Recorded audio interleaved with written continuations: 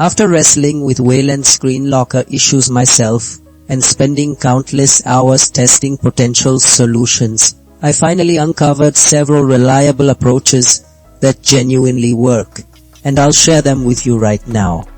This video will help you fix Wayland screen locker violent crashes on startup on Linux.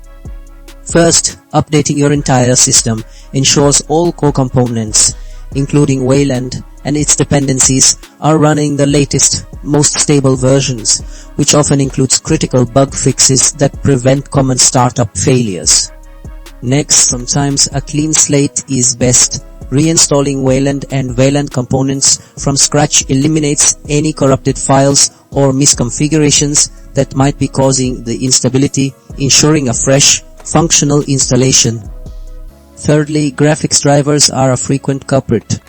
Outdated or incompatible drivers can directly conflict with Wayland's rendering capabilities, leading to immediate crashes.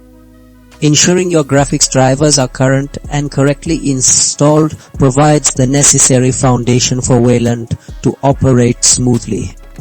Finally, configuring your display manager correctly is crucial.